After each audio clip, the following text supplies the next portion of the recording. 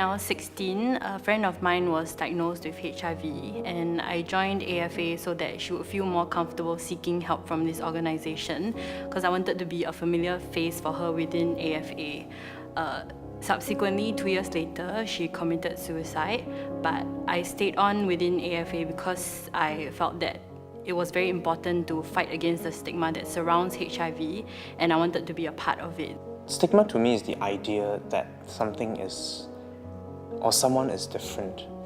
And discrimination is the act of alienating that difference, and it becomes a focus of the person. Back when I was a peer counselor, I remember a young couple that came in to test. Makes sense, right? New relationship. Unfortunately, both test positive. So they both start crying together, look at each other and said, we'll get through this. There's a lot of people who are doing good work, but a lot of the people who I've worked with are HIV negative. And it just feels a little bit, there's something missing there. And I think that was one of the earliest kind of motivation that prompted me to want to come out as someone living with HIV. I'm happy to see some of the clients actually change for the better. They turn over a new leaf. They're more empowered to live their lives as HIV positive individuals, because life is much more than just their HIV status. AFA has been around for 30 years. However, current intervention and prevention programs are not reaching enough people. Despite a wide array of effective HIV prevention tools and services, manufacture continues to prevent people from accessing them, which contributes to new infection and late-stage diagnosis.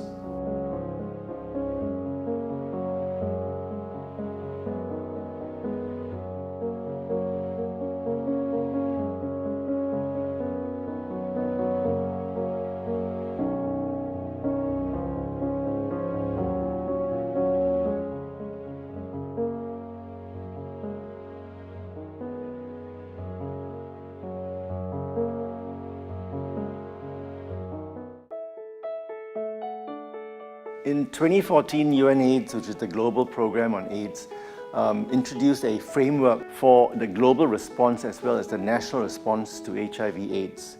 The first 90% refers to trying to get 90% of infected individuals diagnosed. The second 90 refers to getting 90% of those individuals diagnosed with HIV on treatment, on antiretroviral treatment. The third 90 refers to trying to get 90% of those on treatment to be successfully treated. That means to have undetectable viral loads. This blueprint to end HIV in Singapore is a vision we have of the future, where we see Singapore as being free from HIV. The goal for AFA is to end HIV transmission and AIDS by 2030. Can we do that? I think we can. We are a very small country. We are a very highly educated country. We have the resources, there's good funding for HIV programs. And if we can come together to sit down and start planning on a blueprint, I believe we can work towards the goal of ending HIV in Singapore.